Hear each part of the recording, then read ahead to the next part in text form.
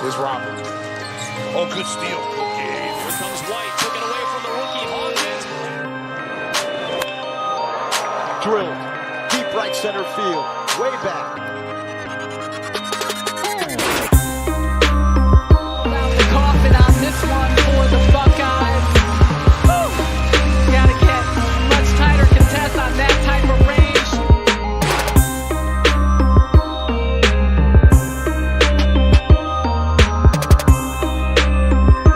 He certainly did. Little follow-through on the hit there.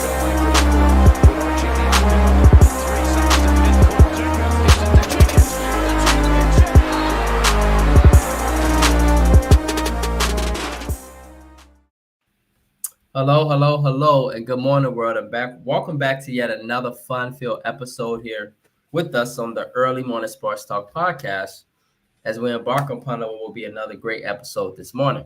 And so, yes, world, we are back like a shark attack, back like we left some, back like we ain't got no clothes on our back. And for the world is a better place when the Early Morning Sports Talk podcast is taking place.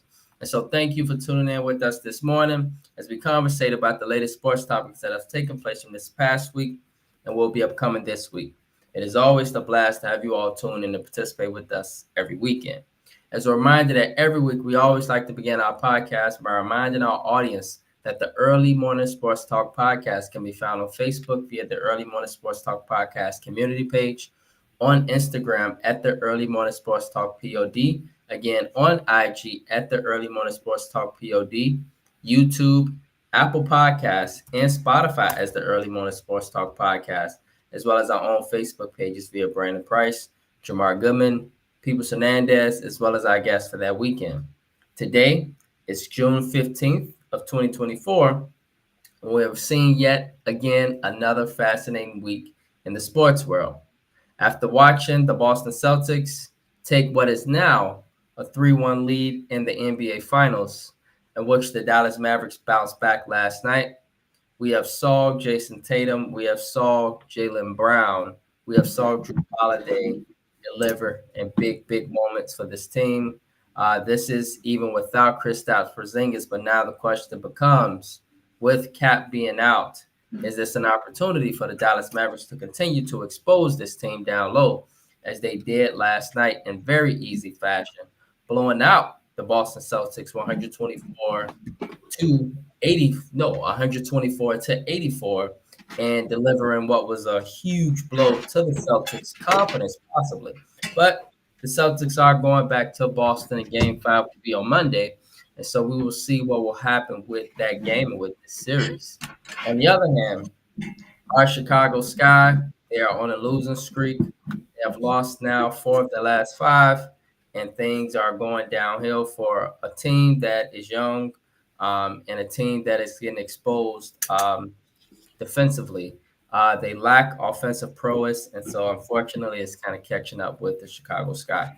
On the other hand, the Chicago Bears, they have been having camp, and they have been doing some good moments. We have seen some good throws by our coveted quarterback, Caleb Williams. And so it's a positive sign right now for the Chicago Bears. And so we'll continue to see how things progress. As we know, as of recently, they have been approved by Hard Knocks, the HBO series that basically highlights one specific football team that is a very interesting football team every off season. And so that will be upcoming. And so as Chicago fans, we are very excited about that. And so with that being said, introducing my brother from another mother and one of my partners here on the Early Morning Sports Talk podcast, Mr. Jamar Goodman. My bro, good morning. How are you? Man, I'm doing well, Brandon. Definitely an interesting week. I'm ready to get into it, bro.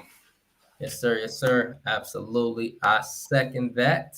And so with that being said, world, let's get right into it. And so, Jamar, bro, we see what happened with the NBA Finals. And right now, the Boston Celtics, they are up 3-1. And so, curious on your thoughts on this NBA Finals thus far. What has been the story? Has your prediction changed? Where are you with this? All right, so As far as my prediction, I mean, like I told you with the other series, if we're the Titanic, I'm going down with the ship. That's just what it is. I'm not swaying. I'm not changing. I'll stick to my pick. And if we go down, we go down. But nevertheless, like this series, for the better part, has been very one-sided.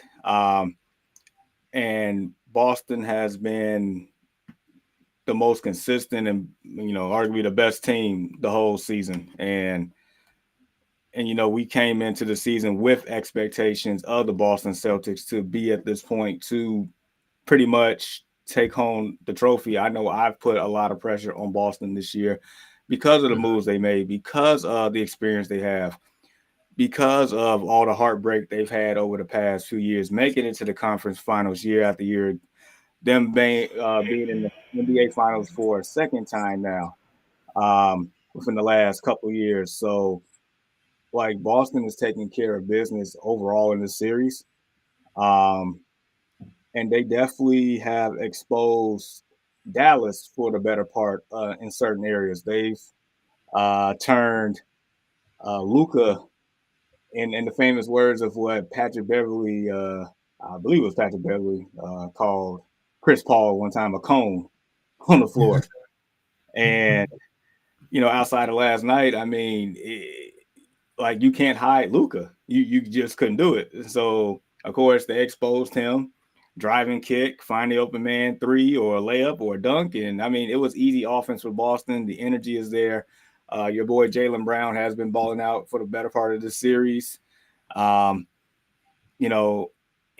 Tatum, he haven't even really had a sensational game like that. And yet, when you have players like Drew Holiday and Derek White and, Kristoff, when he was playing at the time, doing the dirty work and, filling up the stat sheet and making momentum changing plays, I mean, it's not really much you can do as far as Dallas if you're not playing at a high level at all times. You have to play a full 48 against Boston. Now, as far as last night, I feel like that was definitely a lot of, pride, a lot of, back against the wall. We're not about to get swept in our own building. We're going to come out with a lot of passion. And I must say, I was very impressed as far as like their defensive effort as far as Dallas. I mean, Luka was out there actually playing some defense. He was actually engaged after that embarrassing performance in Game 3 where he fouls out. And, that and if you watched any of the sports shows, every sports commentator and analyst was pretty much like roasting Luka and just talking bad about him the whole time because of him not being available for his team when the team was making a run to potentially win Game 3. So yeah, nevertheless, man, the last thing I would say is I was telling someone yesterday to where now it's never happened in basketball coming back from 0-3. It's never happened. It's happened in a couple other sports, but not in basketball. And I'm definitely not saying they will by any means. But what I did point out, like Dallas is good enough to win any game against any opponent on a per game basis based on their skill set, what they have, what they can bring to the table. So for them to even have a chance to like continue to extend the series, they have to pretty much play similar to what they did last night. And it starts on the defensive end. They can score. But you gotta like actually get some stops, like change the flow of what Boston is trying to do on a constant basis. Because Boston, for the better part of the series, been getting easy shot after easy shot. And even last night, the threes they were shooting, they just wasn't, able to hit. But nevertheless, you have to play defense and you have to take advantage of that. And that's what they did. So going into Boston for Game 5, it has to start on the defensive end.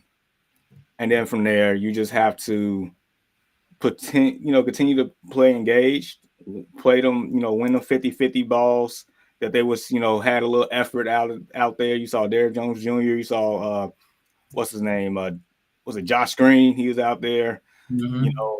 Battling for those 50-50 balls that you normally see like Derek White and Drew Holiday and them doing and things like that. That intensity starts on that end. And then from there, you could probably piece it together. But as we know, they're going to do their darndest, Boston, to close it out and get number 18 lifted. So yeah, man, I don't think it's necessarily over, but in order for that point to be valid, like I said, the defensive end has to be there again in Game 5.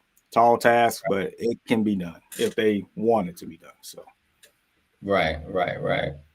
Yeah, and so good morning, Desmond Polk. He stated he thinks that the plan was to make it back to Boston. Yeah, right now it is 3-1. Thus far in this series, good morning, Jake. Boston has been manhandling them. I mean, Dallas. They have been tougher. They have been getting loose balls. They have been clutch. They have hit the Mavericks with the tidal wave, as we've talked about, Jamar. I've talked about that with you and as well as Jake, that the Boston Celtics get you into almost a street fight, and they'll deliver a knockout punch. And every shot that Jason Tatum actually takes is a delivered knockout punch that's with high intention. Every shot. He looks to deliver a knockout punch because he knows that Derek White's going to deliver that. He knows Jaylen Brown going to deliver that with no damn problem. We saw how Jaylen Brown came right down as he did in Game 1 and took the heart out of the Mavericks defense. Dunked right in their face. I mean, it should have been embarrassing how he dunked on him. But that's who he is. That's what he is. He is a shark. He is a killer. That's what he does. He possibly, depending on how he does in Game 5, he probably will likely be Finals MVP. Jason Tatum, quiet as kept, been balling too. Game 3, he put up a solid 29. And so that was his best game. We stated that in order for the Boston Celtics to win, that the superstars are going to have to show up on the road. They did in Game 3. And so possibly, as Desmond stated, the plan was to make it back to Boston. There is a bit of concern here because Cap is out. And we saw last night, y'all, Derek Lively, Kyrie Irving, everybody, they ate down low. They ate real good last night. They had a feast. It was easy down there. And Derek Lively down there just dunking all over folks. I mean, but nobody was down there to contain him. Jason Tatum can't contain him. And so, and they putting Al Horford out near the three-point line to guard who he guards. So it's a matchup. You can expose that. And so I picked Boston in 6. I struggled, as you guys know. I struggled because I stated I thought it could be over in 5 because I felt that the Boston Celtics were too strong just for the Mavericks in that, although Luke was doing his thing, Kyrie at times is inconsistent, and that catches up to you in crucial moments, as we know in sports, especially in the playoffs. Habits catch up with you. They do. And so we'll see, guys, what habits continue to catch up with these teams.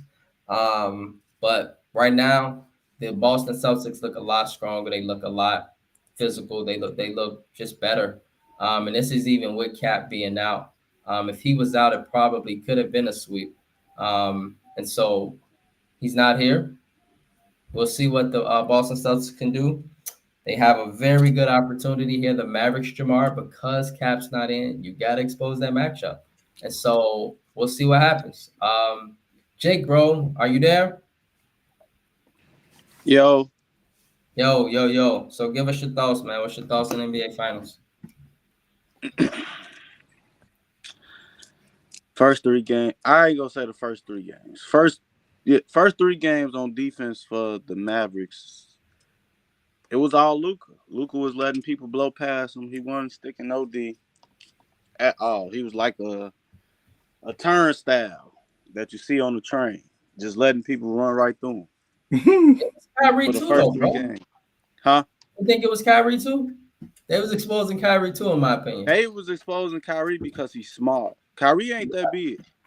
Yeah. You know what I'm saying? You set a pick and roll or a screen on Kyrie, you can blow past him too.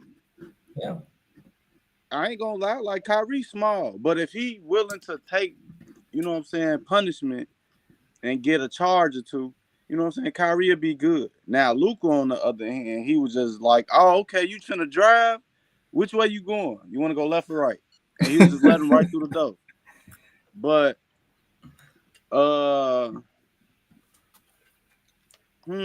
game 2, we already talked about. Game 3 is the game that was the game. Yeah, game 3 is the one that really sold it for me.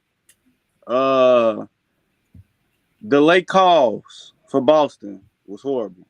Horrible. Luka had a couple fouls that he dropped when he was driving in the lane. Did not get called at all. That game, Dallas should have won game 3.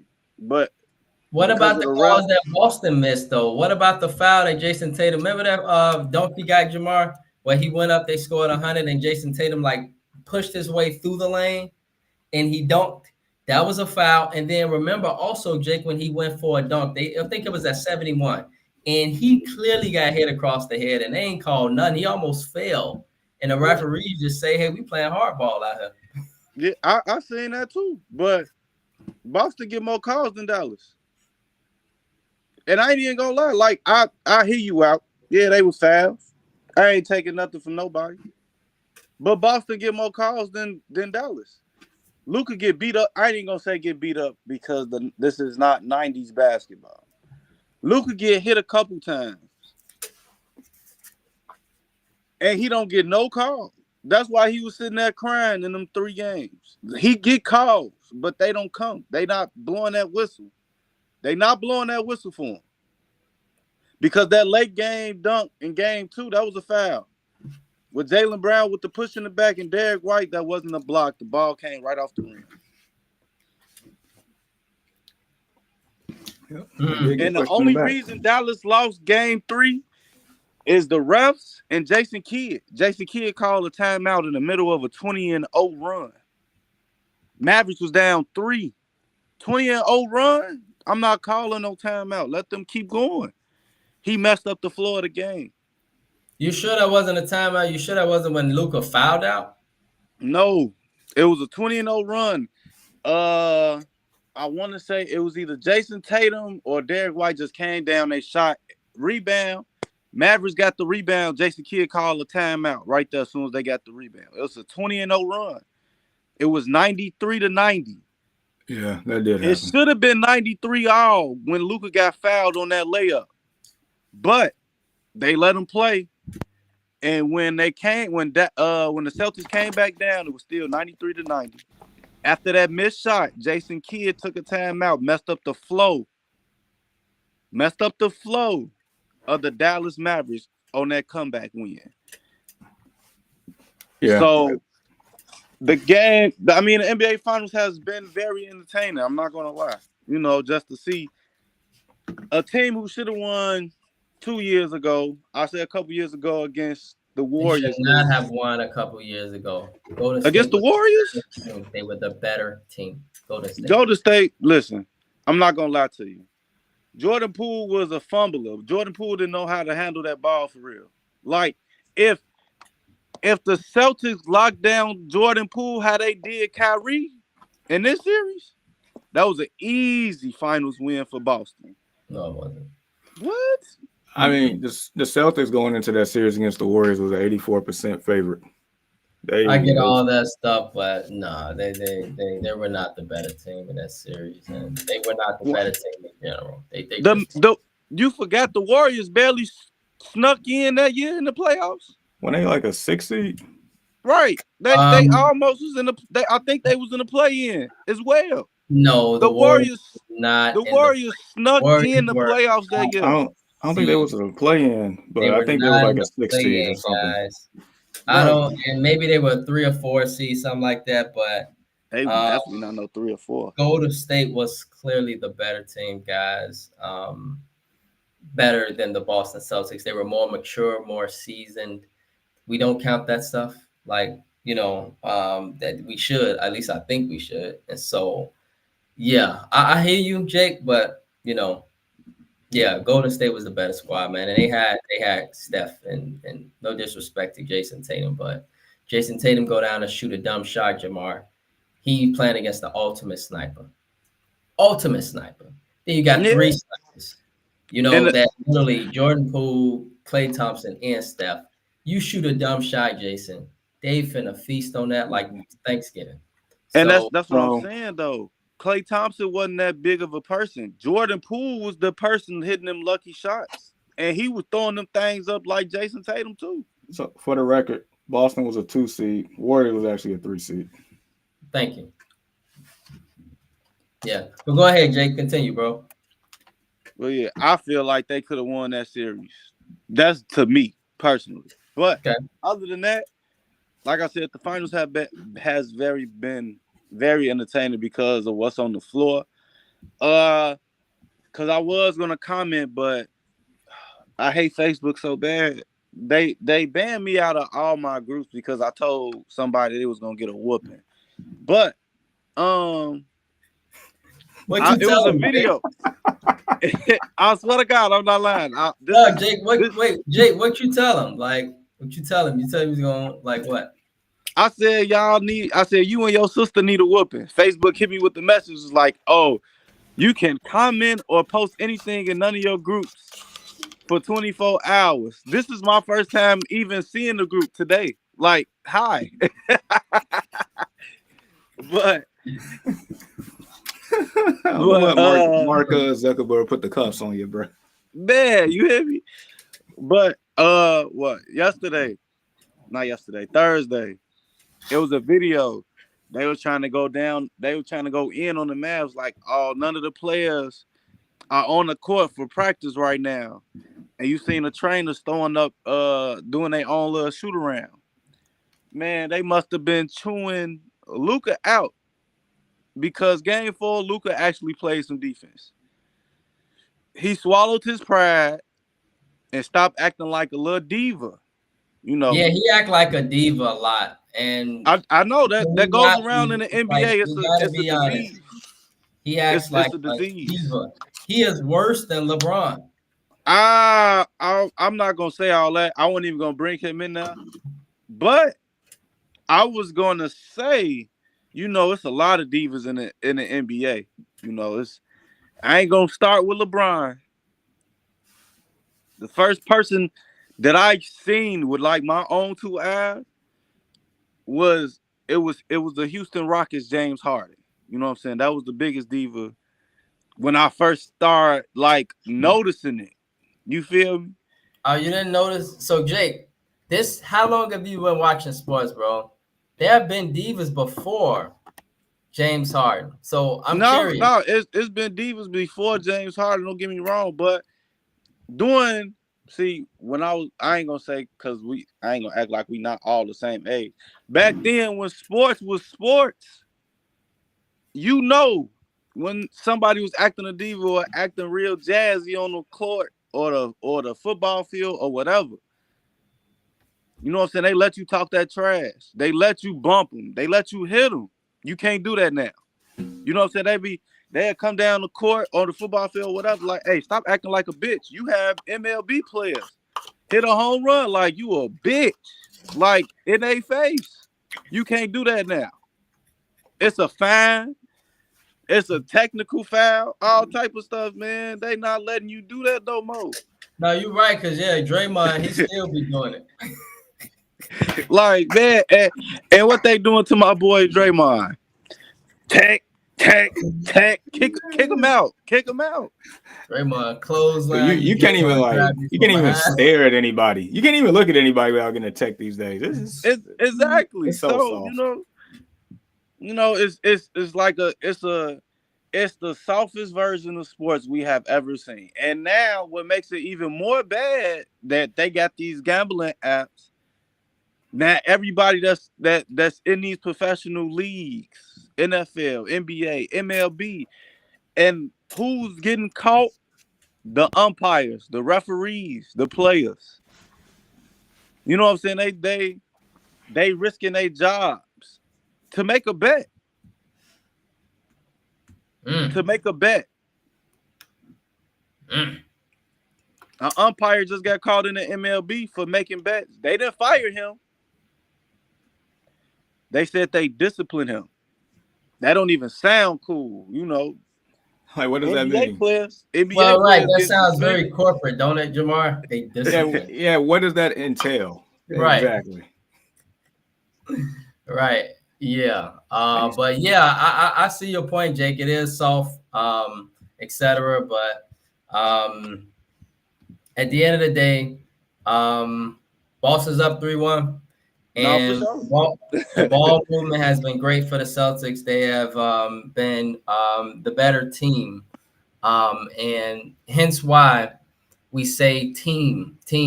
Dallas played good team ball last night.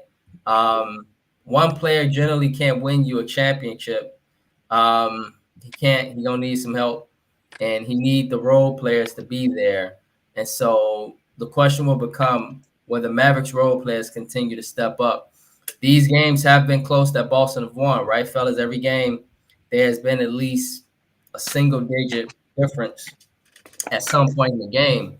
And so we'll see how things continue to progress with this series, gentlemen. On the other hand, the Chicago Sky, they're on a loser streak, Jake. I know. I don't like it. They are 4-8, and things are going downhill.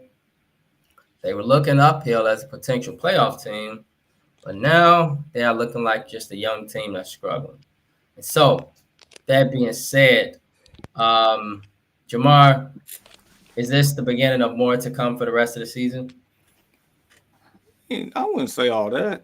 I mean, they only played 12 games out of 40 so far, so it's, I mean, we barely over the quarter mark.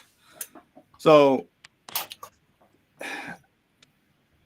I'm gonna say this, like, you know, back when we had our reaction segment, I'm gonna say, you know, this is, you know, overreaction a little bit. Okay.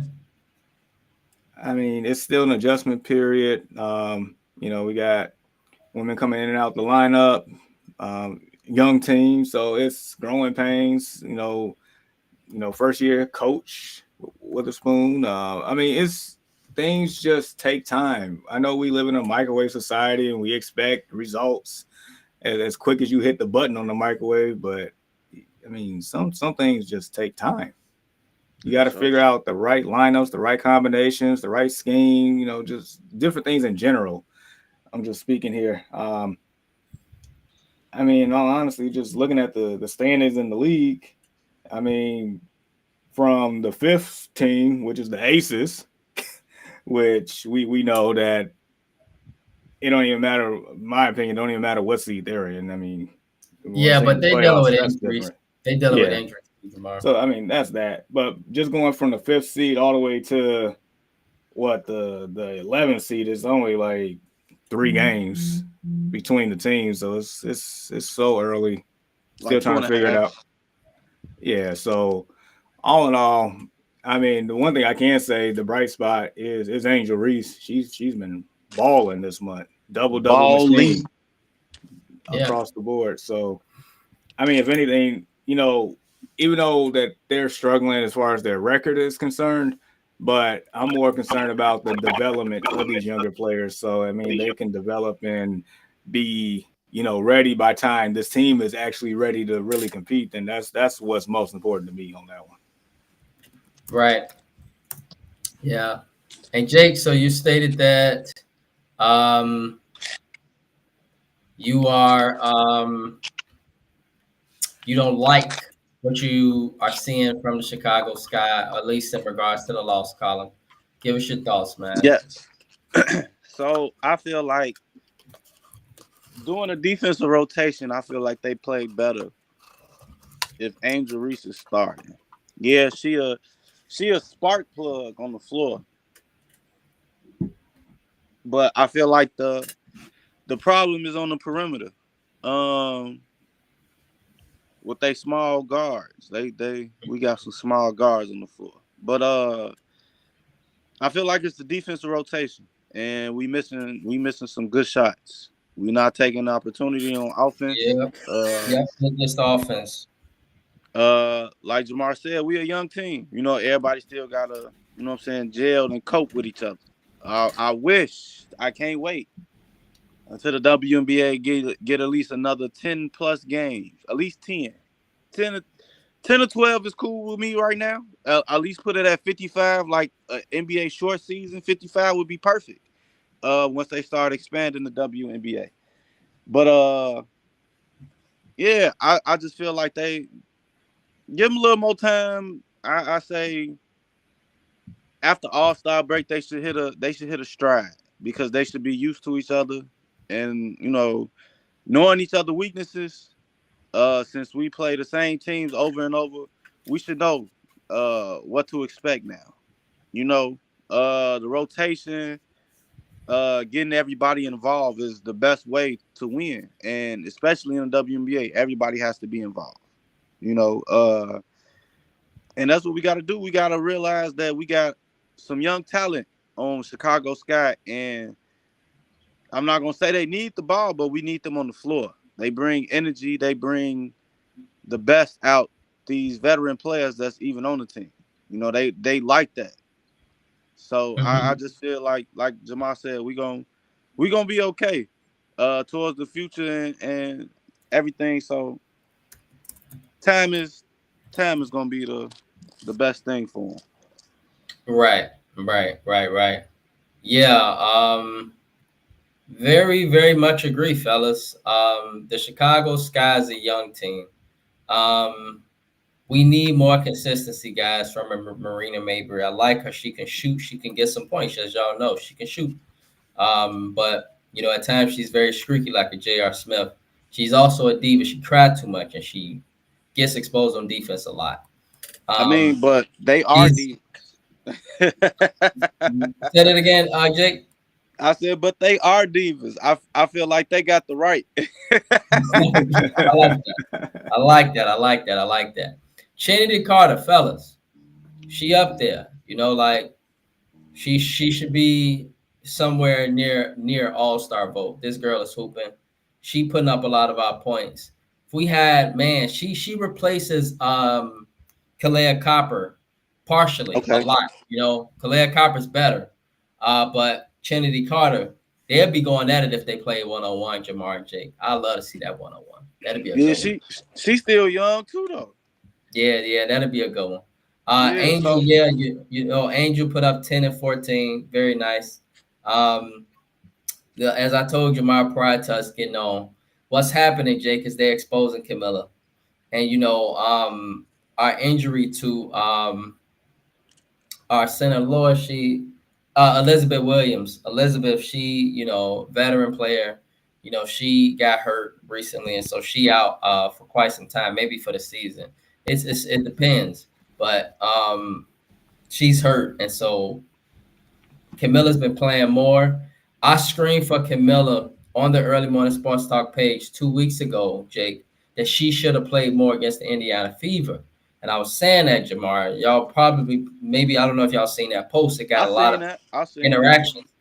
But, you know, I felt like Weatherspoon should have did a better job in that Fever game because we supposed to win that game. We supposed to win last night, too. So these losses kind of hurt, these 1 or 2 point losses.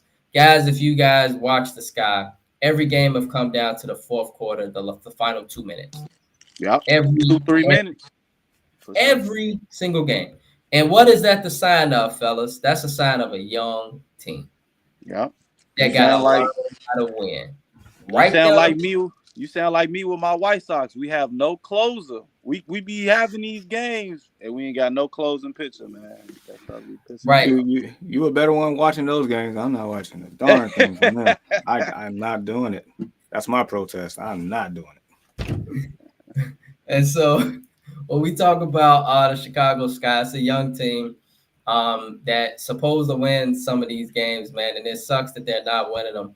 But, you know, they got to continue to do better. Ariel Ekins came to play.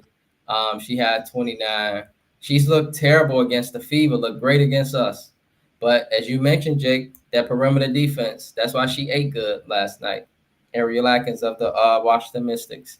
She probably is a little bit pissed off that she didn't get selected for the Olympic team too. and so maybe she's out to prove something too. But I anyway. mean, you seen the post I put for the Olympic team. You know, they ain't got how the NBA got it. You know, it's different. They could go to their home country and be like, yeah, I'm playing for them. Man, this WNBA team is fierce. It's like how the actual men's basketball team used to be in the 90s. You know, everybody got to fight for that spot. It's tough. Yeah. And it comes with a lot of accomplishment. And so, yeah, but this brings up the next point, fellas. Caitlin Clark, as you guys know, people felt like she was snubbed. You know, from a basketball standpoint and from a business standpoint, there's a difference, right, Jamar Jake? Obviously. Which side are you guys on? Are you guys on the basketball side or the business side? Which one? Or can you combine them both? Jamar, what's your thoughts, bro? Man, they could be combined. I guess I'm on both because I'm like neutral. I've been more so like just standing back and just watching, you know, people's opinions on it, because it's definitely a split opinion in my from what I've seen. You know, it's one side that like, you know, saying that, you know, she should have been on the team. She, you know, the business side, she draws all this. You know, this is strike while the iron's hot, get more people engaged in the sport. Like, I'm only, you know, like she's the main reason why I'm even tuning in to watch the WNBA now. And she's fun to watch. She's like the female version of Steph Curry, this and that. It's just like, you know, the publicity of it. It's great, right?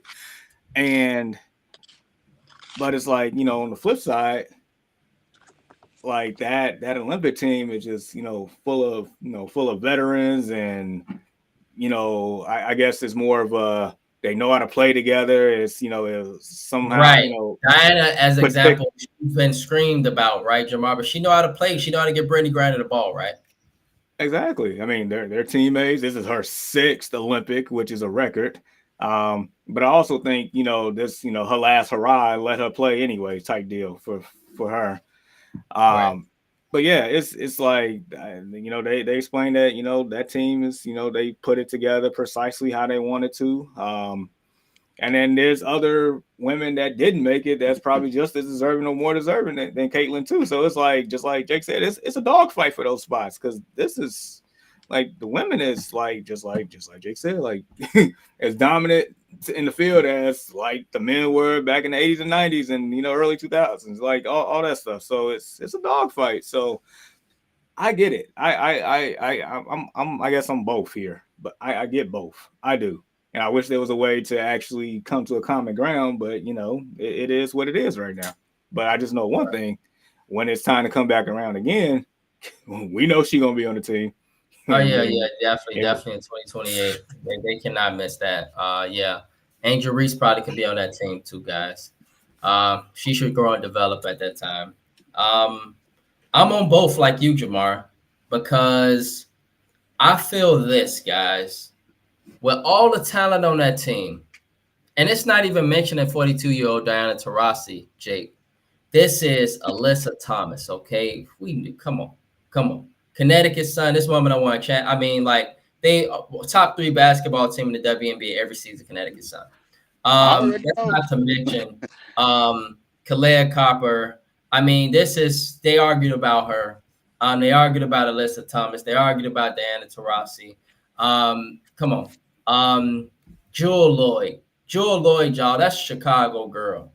Baller for the Seattles. I mean, baller that won multiple rings. Breanna Stewart. Come on. Chelsea Gray. Bucket. Pure bucket. WNBA Finals MVP once or twice. Aja Wilson. Like, I mean, these are some of the best. Like, these are absolutely some of the best. You know, Abu McKay from Dallas didn't even make it, Jamar. And she way better than Caitlin Clark.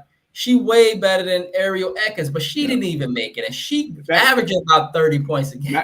Matter of fact, just real quick, the other night I was watching Nightcap, and she was on there, and she mentioned that she took her name out the hat a while ago because she knew how they was going to do it, and she knew that more than likely she wasn't going to make it, so she didn't even bother to have her name in consideration anymore. and she was, she felt a certain way, but that's how that went. Okay, because that's a pure bucket right there. Absolutely. Jackie Young, pure bucket for the Aces. Come on, like She be Jackie going. Young was clearly one of the best players in the WNBA. And Nafisha Collier, Minnesota, dog. She the Kawhi Leonard of the WNBA. If the world didn't know, would take the ball clean from you. If she could dunk, she'd dunk. This girl got pure heart, nasty, but in a very sassy way. She is so efficient. It is ridiculous. So these are just some of the players I've named that made the WNBA Olympic team. But I actually believe Caitlin Clark should have made it, fellas. You know why? Because all that talent I mentioned, not even mentioned in the starting lineup of Brittany Griner, etc., they are so good. We're bringing our best this time, fellas. It's not like we're bringing our second or third teams as we done for the last 10, 12 years. Arrogant America bringing our, second, third team go win the gold like the other countries ain't good. This Olympics, as y'all see in Paris, y'all see what the men did. WNBA going to follow the same thing, okay? They're going to follow the NBA. They're going to put the best out there. These are the best players. And so, as Christian Laettner was, remember, fellas, in 1992? Yep. Christian Laettner ain't even play really. Like, he was pure trash, but it was he did a lot in college. He was the hottest player at that time. He was white boy, busting Shaq butt, busting everybody but like, who is this boy? Okay.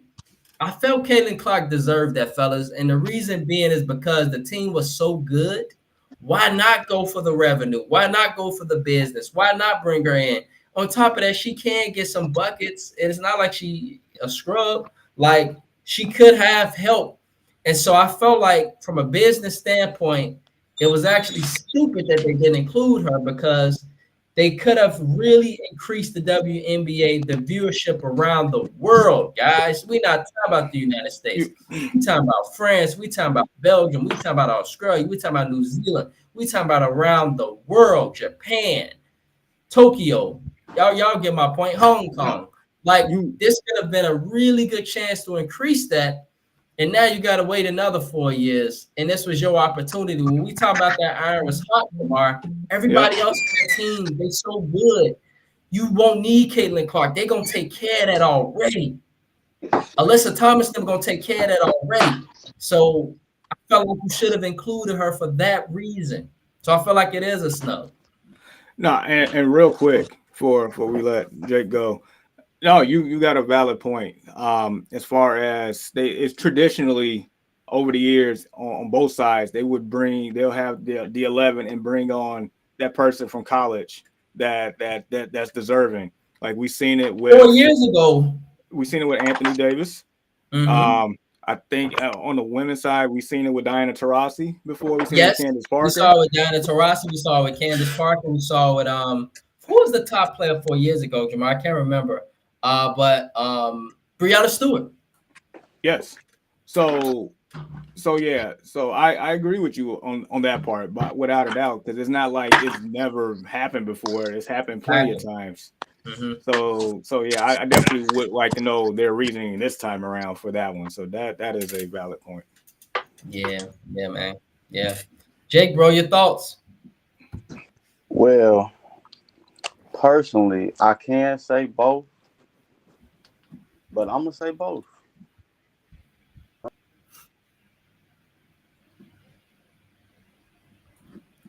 You went out, Jake. We know that you said personally you can say both, but I'm going to say both. Yeah.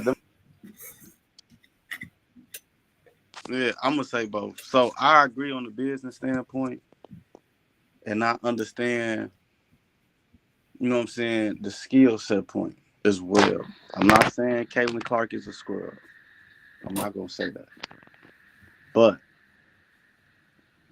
I feel like she don't have that skill set that everybody else does. Like, she's missing something. Like, at Iowa, the only thing I know her to do was shoot.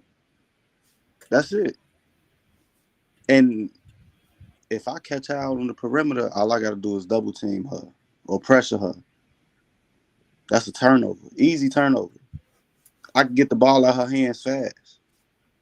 It's a good point. Until she showed me something that she could do something else than shoot the ball, I wouldn't put her on the team either. Now for the business part, yeah, you want to escalate the WNBA. You want them to be more recognized, but that's a bad business part on the WNBA commissioner, because you had stars, Maya Moore. You had these legends, Lisa Leslie. You had all them that played in your league. And instead of, to me, I feel like they belittling them. And instead of actually putting them on the market, making the WNBA, you know what I'm saying, more noticeable, they just kept the market the same. So the WNBA is the people to blame here. Them.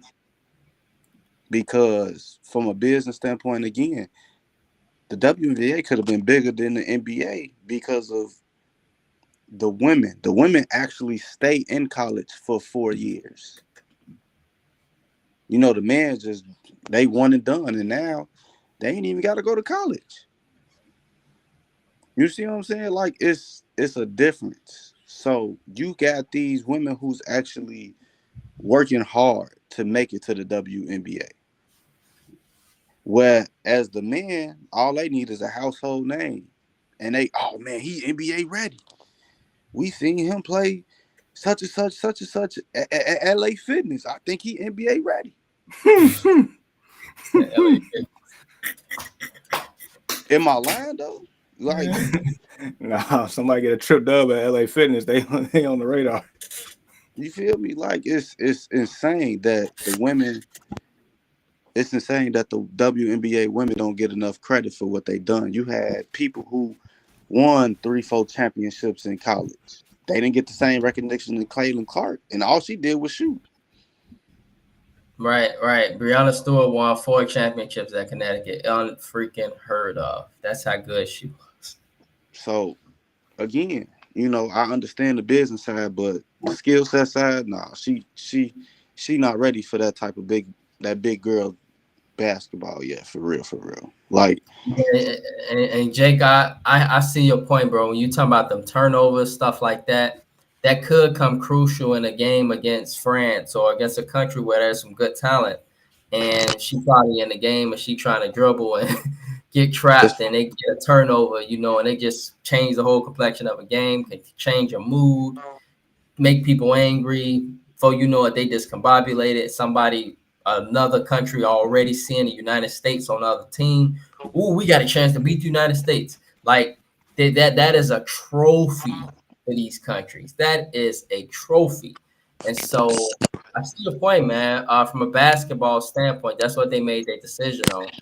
But it was also an opportunity. I just felt like, Jake, that the team was so good with so much talent that she wasn't going to mess up nothing because the talent was so good. If she messing up and doing that, I'm just getting out the game, Jamar, and I'm rolling with the women that I know that are the best and let her watch and just have the experience, because it's a lot of business that she bring, and it's going to be kids everywhere, Caitlin Clark. But at the same time, if she was on that team, she'd get beat up. I ain't going to lie to you. Beat up by the other players? Yes. I mean, that'd be good for her, though, right? Yeah, I was gonna say, like, when she want that experience though, to be around those great players, to learn from them, like when the fact that she could be right behind Diana Taurasi, who similar game to a certain degree, like just learning from that, learning the little things. Like, of course you gonna go through it, So what I'm trying to say is, I ain't talking about like beat up as in like, no, she ain't got no skill set or nothing like that, but she need to like upgrade, like evolve. But other than that, no, I'm talking about like beat up because of her name in general. They don't even like her right now. You see what I'm saying? Your point there. Yeah. Some of them don't like her. Diana clearly don't like her. Brittany Griner don't like her. And it's a few of them. it'd be bad for the team because already she making rules, she making regulations. She wanted her way. You see what I'm saying? Like you just came in the league, you ain't earned nothing, but they will change the whole dynamic of the WNBA because of this one person who hasn't proved anything. She ain't even proved nothing in college. What's she done? Shoot the ball. That's it. She has nothing. She has no accolades of these women of what they did. So they looking compared at to her these like, women. Compared to these women, that's a really good point, Jake. It's a cold argument, but I love it from you, bro. Because Caitlin Clark fans will be so pissed off. We should probably put this out here, Jamar, because it's a cold argument and people might not want to hear it. But Jake, it's true. What has she done in comparison to Kelsey Plum? What has she done in comparison to Jewel Lloyd, Jackie Young, Diana Taurasi, Chelsea Gray? Even Kalea Copper got a Finals MVP without Chicago Sky. So what has she done in comparison to these other women? That's a good point. I guess the only thing is the all-time leading scorer for the NCAA. That's the only thing that's the only thing she can hang on her hat right now. I mean, for now, right. As far as that part. So. Right. And so I see your point. It's a tough one. It's people probably don't want to hear it, but what has she done in comparison to these other players? But then again, Jamar, as stated, Anthony Davis got his chance. Christian Laettner got his chance. Breanna Stewart got her chance. How come Caitlin Clark couldn't get her chance? On top of having the business aspect that would have really, really helped the bottom line for the WNBA. And so, wait, question: do they still do college players and stuff can play for the Olympic team in the FIBA? Has she ever played in the FIBA?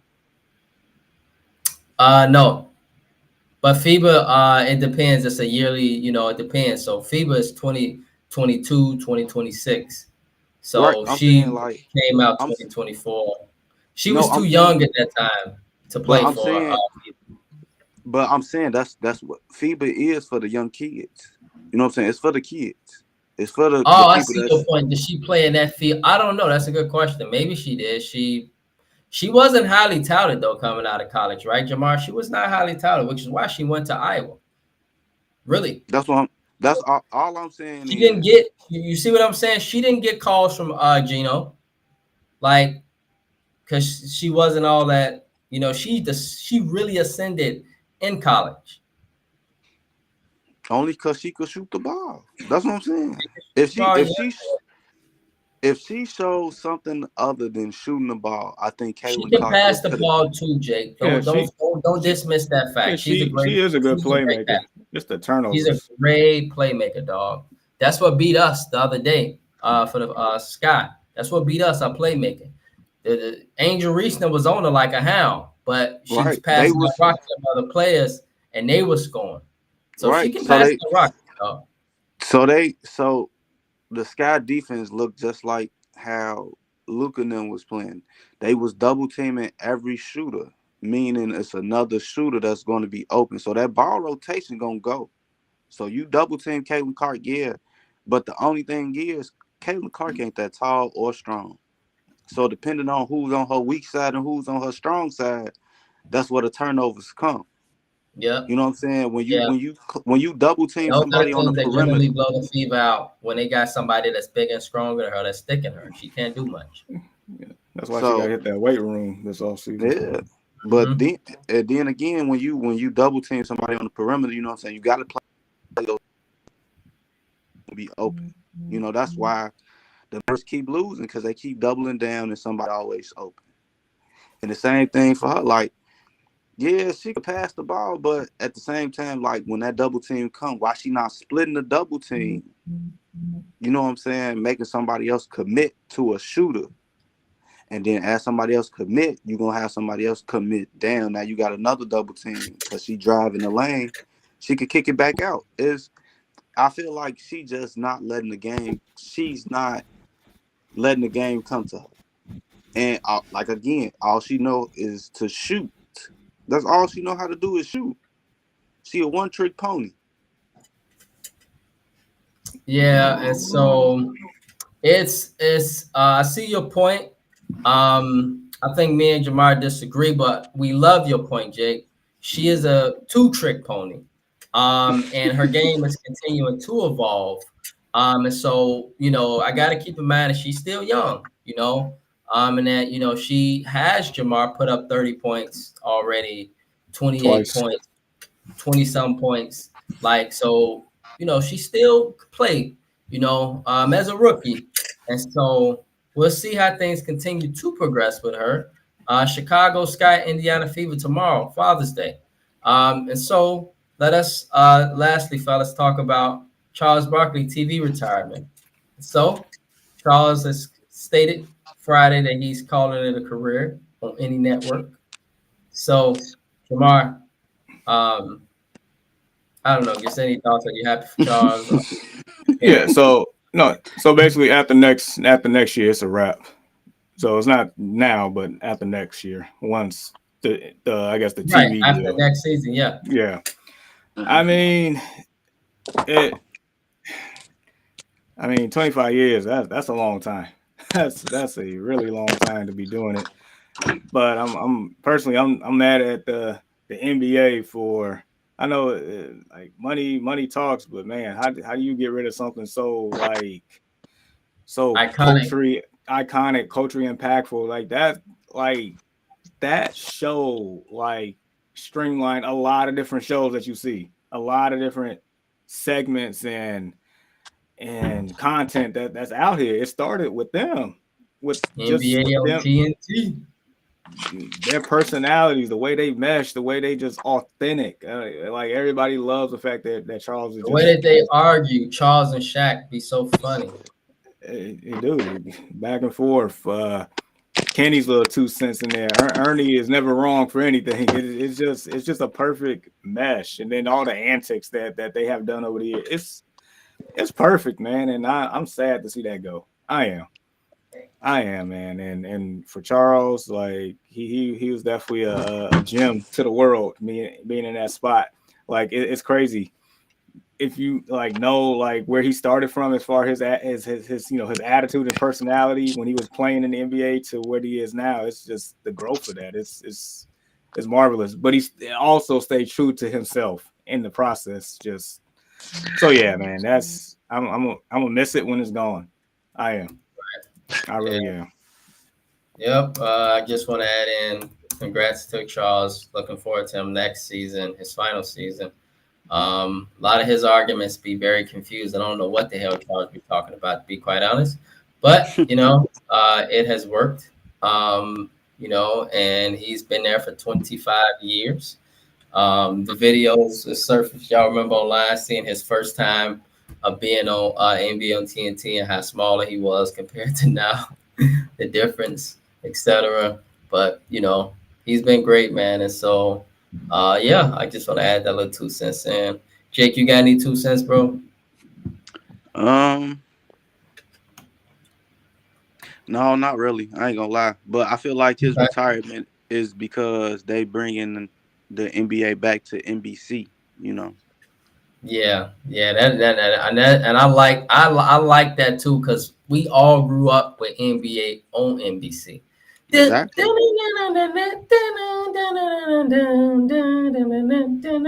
Well, my boy Stuart Scott, man, rest in peace to that man. But I feel like it's because the NBA going back on NBC. TNT is losing, their contract. So, I mean, he might as well retire, get his money worth, and call it what it is. Ain't nothing. He got a nice little contract from them too, and they still got to pay him that. Yeah, so I ain't mad at him for it. I feel like he, he's seen it. The NBA, like, man, we got to change, and since everything is like you can watch it on the app, and the NBA signed that big contract. Yeah, that's a good point, Jake. There's so many competitors now. Can take you out of business because there's so many ways to stream a game. I don't use cable at all. I use apps. That's how I keep up with everything. Yeah, so and since TNT is in the cable market, they gotta go. So, NBA signed that big contract with NBC, YouTube TV, Netflix, and something ESPN. else. ESPN still. Yeah. So, now it's on streaming sites. Now it's like, it's like people always in their phone and watching these streaming sites. Oh, they'll never miss anything. Yeah, this is what I use. I don't use apps. Sorry, I use Meth Screens. MethScreens.com. They are fantastic. They catch every game, and I'll be watching commercials and all that. Now I'd be like, man, I'm into it, baby. And so I'm able to keep into it every sport. And it's a beautiful thing in 2024. And so, yes, happy Trails to Charles after next season. And so, fellas, Ian ain't with us this morning. Ian got to get to the bag. But for Ian's basement, I got a question, gentlemen.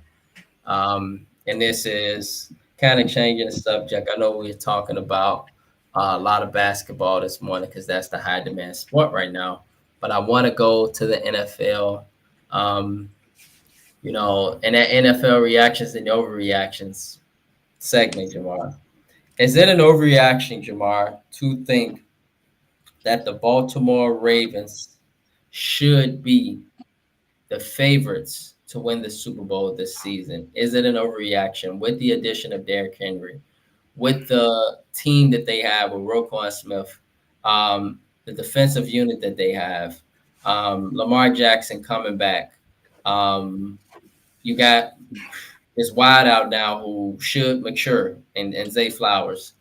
Is it an overreaction to think that the Baltimore Ravens will face potentially the San Francisco 49ers again in the Super Bowl for next season? Or are there some other teams that is being dismissed right now in this segment of Ben's Basement? I'm going to say it's an overreaction. Okay. Because for first and foremost, until I see them beat the Kansas City Chiefs when it matters most, they are just second best in that conference. Yeah, they added Derrick Henry, King Henry. That is a big deal. Literally and metaphorically, that is a big deal. But it's like we knew that, in my opinion, I felt like they had the better team when they played. They just didn't play like it. For whatever reason, they went away from their X's and O's. They only ran the ball, less than 10 times for whatever reason. Coaching and immaturity in certain plays and aspects is like, the game is physical, but it's also mental. And, and Thank you for that right there. That did it for me. So until they get to that point, and what's wild is Kansas City clearly has won 2 in a row without Tyreek Hill. They just plugging and playing. They continue to add pieces around Patrick Mahomes. You still got the core. You added Hollywood Brown. You drafted Xavier Worthy. Rashid Rice, I expect him to be suspended, but at some point he'll be back. I mean, you still got an all-time great tight end. Defense actually stepped up quite a bit last year. You still got the same head coach that's probably eating a hamburger and french fries right now. So, I mean, there is, until they beat them, that's it. But as comparison to the other teams in the AFC, I strongly believe they are the second best team in the AFC by far, because it ain't the Buffalo Bills. Don't get me started there. I think the Cincinnati Bengals, even with a healthy Joe Burrow, takes a few steps back. And there's a lot of other teams that's solid but need to prove themselves as the course of the season. So yeah, I'm gonna say an overreaction for now. Yeah.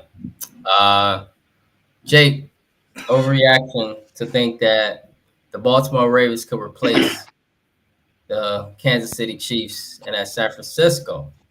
Your squad will be back in the Super Bowl this season. Of course, we going back. But for the Ravens, it's an overreaction. They have lost a lot of key components on defense, and guess where they went? To the LA Chargers. But yeah, it's an overreaction. They don't have the same defense that they did. Ravens more rotated that scheme of their game to Lamar Jackson. So it's Lamar times the shine. He can, now that they have King Henry, because I ain't gonna disrespect that man. Now they could run the ball like they want to. Now who you gonna stop? It's between Lamar or Derrick Henry. And then you have receivers. Then they got a great tight end. Can't forget about him. Mm-hmm. Mark. But it's going to boil down to that defense. They lost at least 8 to 10 players, and they all went to the LA Chargers. So it's going to look a little funny. I say if they could get it together by week 6, they should be okay. But it's now or never for Lamar. They giving him everything he wanted. They lost key components on defense because of it. So, like I told y'all the other time, a week ago or 2 weeks ago, just how I said the Bears should be scoring 28 points because that's how they put Caleb Williams on the pedestal. The Baltimore Ravens should be scoring 28 to 34 because now you got a running and a passing attack, and we gonna let the defense figure it out. They ain't got the only thing on defense that's really stopping them is they defensive back is gonna be decent. They're gonna be you know what I'm saying, they're gonna be suspect because you lost something in there and a defensive line and linebackers. So like every level on defense they lost at least 1 or 2 key people. They didn't lose a great linebacker. I know that for sure. Patrick Queen went to the Steelers, but I will argue that the Ravens arguably still have a top 3 secondary and probably the best safety tandems in the league. I would agree that. They safety just left. He just went to the Chargers. I ain't worried about that one. I ain't worried about that one. I'm talking about Kyle Hamilton. I mean, that's just one person, man. You gotta have a running mate. That's why we got rid of Eddie Jackson. Eddie Jackson was a horrible running mate. Eddie Jackson can't tackle to save his life. Exactly. Eddie Jackson. Let's not even speak of Eddie. Let's not even. Can't do it. Man, this segment should not have anywhere near Eddie Jackson. And to your point, for the Kansas City Chiefs, man, they need to get on them refs. I hate the referees when Kansas City plays in the playoffs. Because as many holding calls on defense and offense that Kansas City did, and the referees acted like they was Stevie Wonder, Ray Charles, even a blind man on the street. And they can't see that and it's right in their face. It's appalled. It disturbs me. It makes me want to go to Roger Goodell's house and actually talk to this man, because if I don't get a fair game this year in the NFL and it's the ref's fault, Roger Goodell got to go. He has to get fired from being the commissioner of the NFL, because now you basically showing your hand. You letting people know that, all right, we paying these teams to win a championship. It's noticeable. It's so noticeable that people be like, man, they just raw. That's real talent. It's not real talent, man. When you got people paying people under the table, you can see it. All right. Yes. So the conspiracy of Jake conspiracies. No, bro, we got to make a segment for that, Jamar. We got to make a segment called Jake's Conspiracies. And from there, bro, you give us a segment every week talking about a new conspiracy that you believe that is happening. And who knows, man, people will tune in and be very curious about your conspiracies. And so it's very well possible, bro. And so with that, bro, we will progress now into our final thoughts and shout-outs. So, Jamar, bro, as we head into this weekend, bro, you got any final thoughts or shout-outs as we head into the weekend? All right, first and foremost, happy Father's Day to the fathers out there. You know, it's to you guys as well. Man, appreciate that. You know, there are plenty of active fathers out there in their child's lives, so just definitely want to highlight that. As far as a sports standpoint, you know what? Shout out to Trevor Lawrence here. Trevor Lawrence just got paid $275 million. Just got paid. Reset the market now. Man, he's the only quarterback in that class that got paid. Everybody else in that quarterback class got traded. And just so by time when stuff like this happens, you got Dak Prescott that's probably going to be wanting $60 million a year. Good luck with that. And then by time if Caleb Williams is what we think he is, he's probably going to re-up for $70 million a year. So Trevor Lawrence, who haven't really done too much of anything, that was part of one of the biggest collapses in the NFL playoff history. But yet that man gets paid $275 million. So yeah, shout out to him, because he pretty much just about to give mediocre quarterbacks a lot of money. So shout out to him. I'm telling you, man. I'm telling you. I'm like, what? He is what? I'm like, he is what?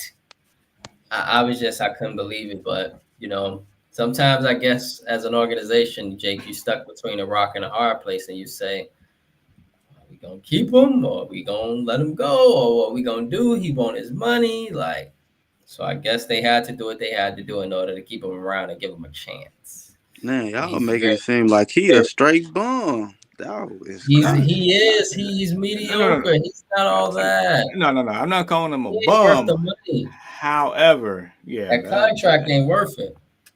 Not with how he plays. He has been on one of the worst teams in the NFL. He brung them. The Jaguars ain't been to the playoffs since Blake Bortles from UCF. Blake Bortles. Okay, that's tough. That's a tough pill to swallow, man. And they made the playoffs once. They were supposed to win the division last year. Had that epic collapse. When they make the playoffs, all of injuries. Yeah, but the epic collapse last year, and don't not forget about this season. That was a collapse too. They had a great start, and people start dropping like flies. Right past. So he's mediocre. I mean, but Jake, your final thought of shout out, bro, as we head into the weekend. Like Jamal said, happy Father's Day to everybody who's an active father. We're not talking about people who sperm donors.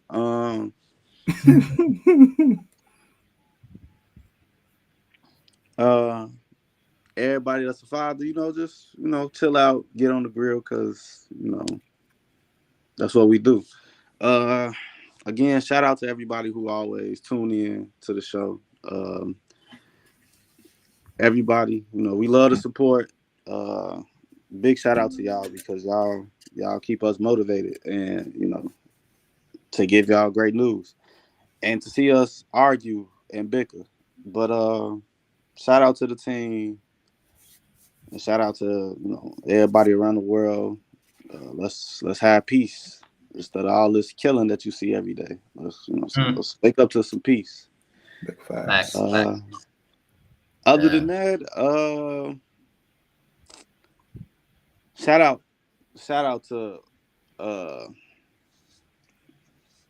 Trevor Lawrence for getting his money. I'm not gonna say it's well deserved, but it's deserved, because they finally found a franchise quarterback.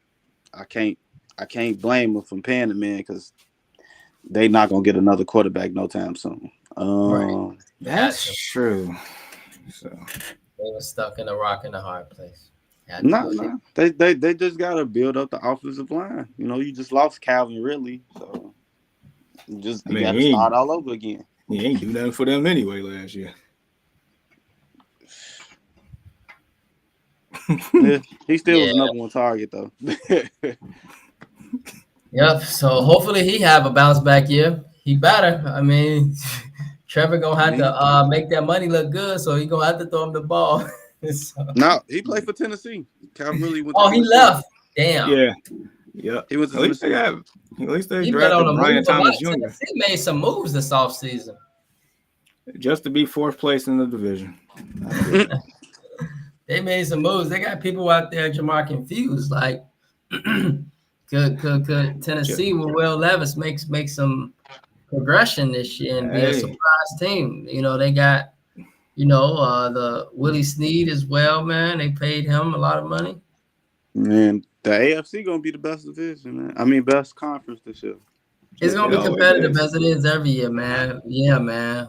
It's like the Western Conference, of the NBA, like very competitive. Like the Western Conference of the NHL, very competitive. I don't know why the West and the AFC always be like lightning and fireworks, and the NFC and the East be boring as hell.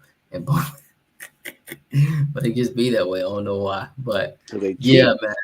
It's gonna be a lot of good teams in the AFC because I mean, even Jamar mentioned Patrick Queen to the Steelers, and that AFC North gonna be a gauntlet by itself. Like so, Yeah, because you that's know who's gonna be the quarterback for the Pittsburgh Steelers?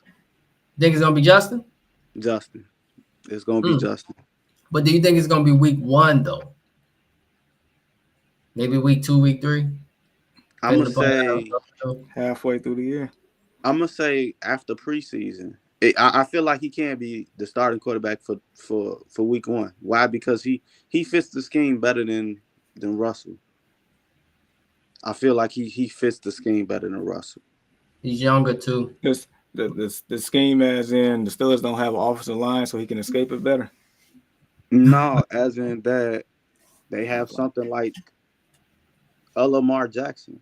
You know what I'm saying? And Derrick Henry. You got Najee Harris and you got Justin Fields as one of the fastest quarterbacks that's entered the NFL. You feel me? So it's like It'd be nice if he start, Jake, because I'm telling you, they've been talking about him doing punt returns, and I just like that's so disrespectful. That is disrespectful. That's just so disrespectful, man. But That's wild. that's just crazy. Yeah, he's way, way, way better than that, and he deserves better than that. So, for time and purposes, my fellas, we appreciate it, man, and we appreciate everybody rocking with us. Happy Father's Day to all the fathers out there. Enjoy your day, and with that being said, on behalf of the Early Morning Sports Talk podcast, we would like to say thank you for tuning in with us this morning. Continue to chop it up with us and support our podcast on various platforms.